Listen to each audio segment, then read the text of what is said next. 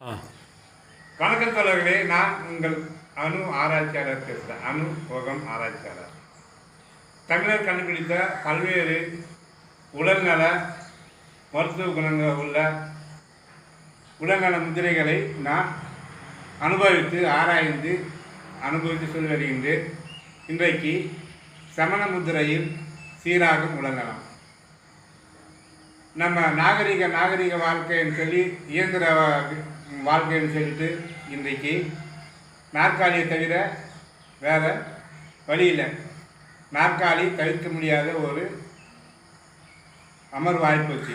அந்த நாற்காலியில் நாம் நலமாக இருக்கணும்னா இது மாதிரி சமண முதிரையில் உட்கார மாதிரி நாற்காலி வாங்கணும். நாற்காலியில் உட்காரும்போது சமண முதிரை போட்டு உட்காரணும்.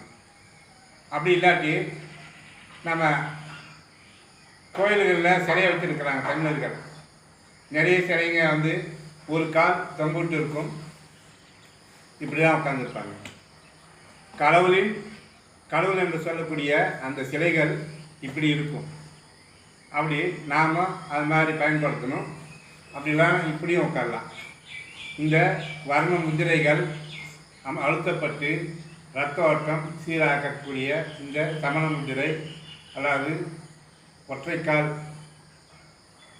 சமண முதிரை, இப்படியெல்லாம் உட்காந்தாக்க நம்ம ஆரோக்கியமாக வாழலாம். நாற்காலி வந்த பின்னாடி தான் இந்த முகப்பேறு, சிசேரியன் முகப்பேறு ஆகிப்போச்சு.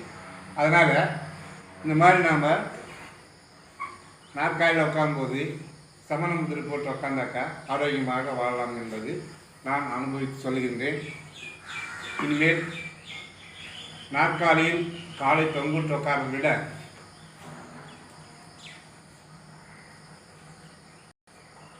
இது பாம்பு முதிரை. பாம்பு முதிரையில் உட்கார்ந்தாலையும் இன்னும் நல்லா ஆரோக்கியமாக இருக்கலாம். மருந்துன்னா மருத்துவம். நாற்காலி கலாச்சாரம் வந்து பின்னாடி தான் தாய்மார்கள் பிரசவிப்பதற்கு முடியாமல் மருத்துவர்களை சொல்கிறார்கள். மருத்துவர்கள் நம்ம உயிரை காக்கும் ஒரு கடவுள் போல தான் மருத்துவர்கள். ஆங்கில மருத்துவர்கள் நம்ம உயிரை காக்கும் கடவுள் போன்றவர்களை நாம் குறை சொல்லக்கூடாது.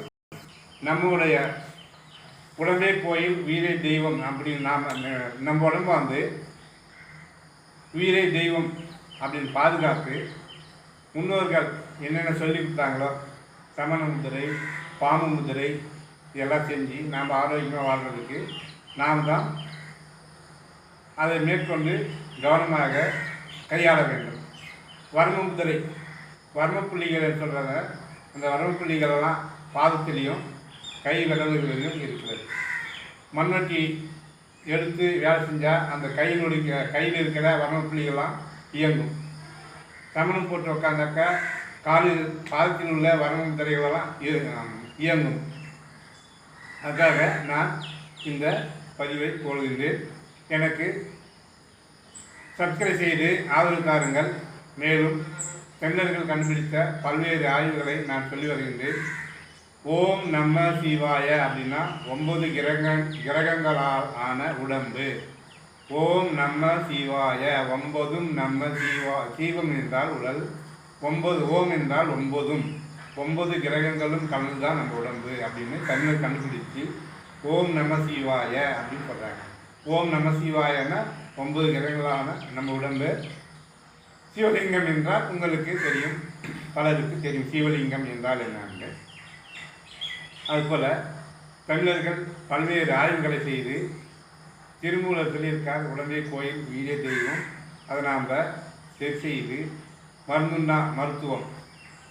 மருத்துவமனைக்கு போகாமலே மருந்துண்ணாமலே நம்ம உடலை நலமாக பாதுகாத்து வாழ்வதற்கு முன்னோர்கள் உழவு தொழில் செய்பவர்களெல்லாம் மருத்துவமனைக்கு போக மாட்டாங்க, ஊசி கூட போட்டுக்க மாட்டாங்க.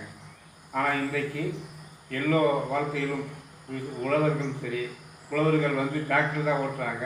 ஏர் மாடு குறைந்து விட்டது. அப்படி வாழ்ந்த வாழ்க்கையெல்லாம் போயிட்டு இன்றைக்கி இயந்திர வாழ்க்கை, நாற்காலியே கதி அப்படின்னு ஆச்சு. அந்த நாற்காலியில் இப்படி உட்காந்தாக்க ஒரு நாளைக்கு ஒரு 3 நிமிஷம் 4 நிமிஷம் இப்படி உட்காந்தா கூட நம்ம ஆரோக்கியத்தை சரி செய்யலாம், உடல்நலத்தை பாதுகாக்கலாம். மாத்திரை மருந்து எவ்வளோ சாப்பிட்றோமோ அவ்வளோ உடம்புக்கு கெட்டது, பக்க விளைவு வரும்.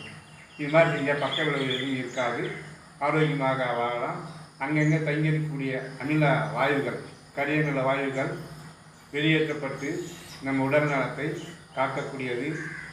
இது சமண முதிரை, பாம்பு முதிரை அப்படின்னு இது மாதிரி எப்படி உட்காந்தாலும் சரி, இந்த மாதிரி அமர்வில் நாம் ஆரோக்கியத்தை எடுத்துக்கலாம். என்னுடைய சேனலுக்கு சப்ஸ்கிரைப் செய்து ஆதரவு தாருங்கள். வீடியோ பார்த்தமைக்கு நன்றி, வணக்கம்.